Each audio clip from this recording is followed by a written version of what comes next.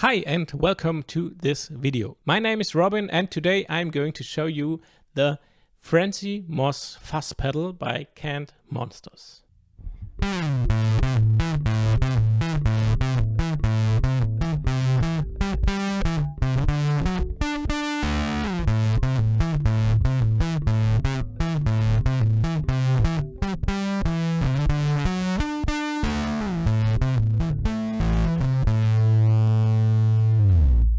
Canned Monsters is a very exclusive and boutique pedal builder based in Krakow, Poland. Now you ask, what's so boutique about these pedals? Well, when you look at it, this is a fuzz pedal based on a classic fuzz face circuit. Okay, nothing special. It is covered in green leather. Looks cool, but tell me more. The very boutique and exclusive and awesome stuff is on the inside of the pedal.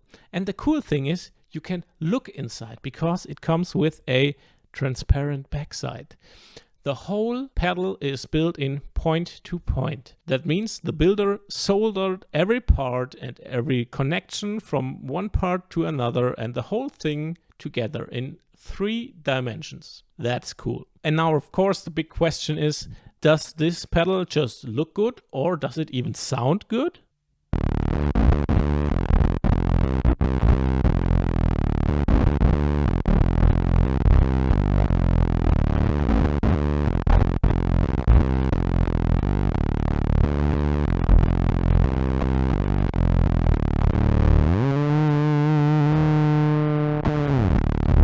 When I started to work on this pedal, I asked my Instagram community if they have some questions I could answer in this video. So let's start with the first one. The first question was, what does this pedal actually do? Well, basically all dirt pedals we know, like overdrives, distortions and fuzz pedals, are built with little transistors. Very small and nice parts with 3 legs.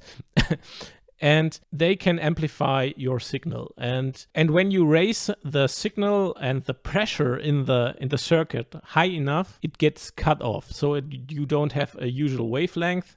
You have a cutted signal where it cuts the low end and the signal gets compressed. So mid frequencies and higher frequencies are getting pushed up. It's more complicated than that, but let's take it like that. So you don't have a usual tone, you have a more humming tone like we know it. Let's go to question number 2. How can I use a pedal like this and how can it benefit my practice routine? In the first place, this was a very interesting question because I never thought like taking a pedal to change my practice routine. But actually I did it without knowing because every pedal I test has another character. And I, as a producer of demos for these pedals, try to show the best possible tones and characteristics of this pedal. So in this case, the Fuzz is a pedal which does not allow to play very fast notes and very sloppy playing. It amplifies your playing, and when you play sloppy, you hear it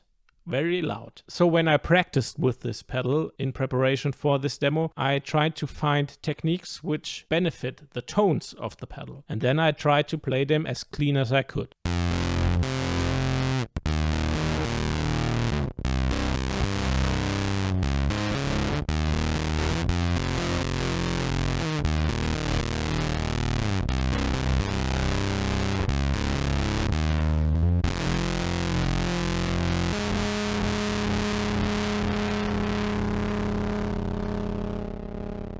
So when you get a pedal for yourself, a Fuzz or another one, think, okay, what does this pedal do and which tones can I play? Or when I play this, does it sound crappy or not? The next question was, how does it sound? In my own opinion, the Frenzy Moss Fuzz gives you a very natural and mid-frequency based fuzz tone. Not that much low frequencies, but enough for a good classic bass fuzz. Due to its circuit, the fuzz face circuit, on high gain settings it is compressing very hard. On these settings I would recommend to use it for synth sounds, for example. All in all, the pedal has a very wide bandwidth with a lot of warm and classic analog fuzz tones. Question number 4 is, how does it react to be in a signal chain? In general, the pedal reacts very sensitive on input. So when you have a bass, an active bass, for example, and the output is very high, it reacts very harsh and compresses a lot. Or for example, when you put it in a signal chain where the pedal in front of it has a high output, it reacts very hard too, like in the upcoming example.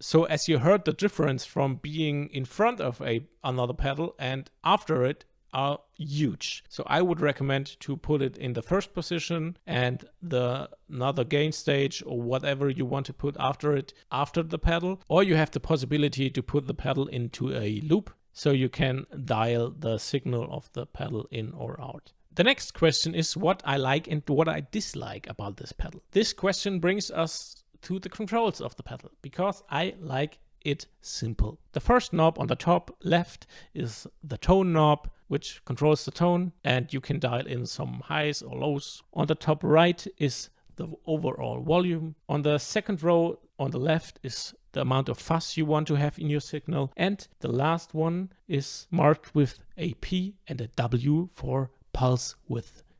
It's a very width. W-I-D-T-H. It's a very width. It's a very W-I-D-T-H.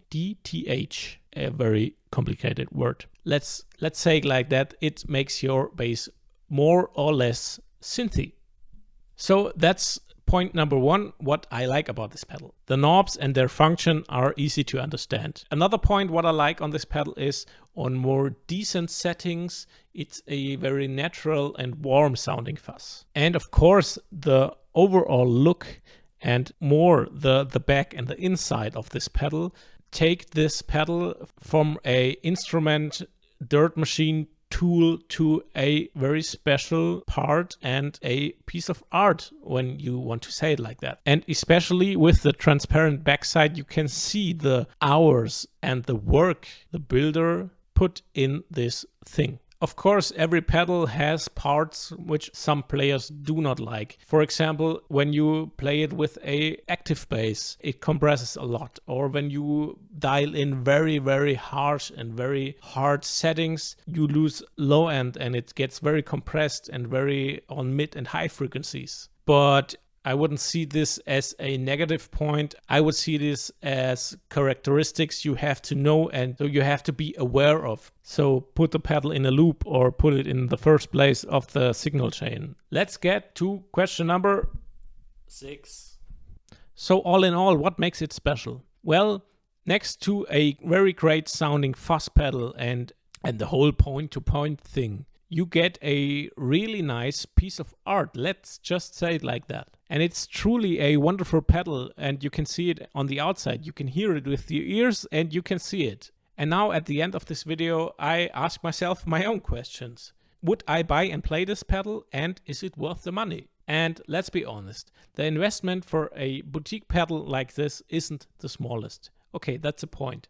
But next to a very cool sounding and useful fuzz pedal, you get a wonderful piece of handmade craftsmanship. So that's a point you can't talk down. So yes, if you are interested in such special sounding and looking pedals, I would totally recommend to go for it. And the last question I asked myself when I got this at first, how am I supposed to fix this thing with this nice backplate on my pedalboard?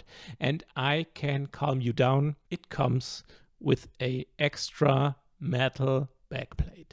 So don't worry. Everything is good. You can put some nice tape on it and fix it on your desk board, on your pedal board, no worries. So in this case, I would be more than interested in your own opinion about this very boutique pedal, how it sounds, how it looks, how you think about the point-to-point thing, the transparent backside, whatever. Write it in the comments. Give this video a like and hit that follow button if you aren't already a follower of this channel. And if you are interested in such videos and other stuff about bass guitars and other things, I would invite you to follow me on Instagram too. And now I don't have anything more to say. Thanks for watching. Have a great day. Goodbye.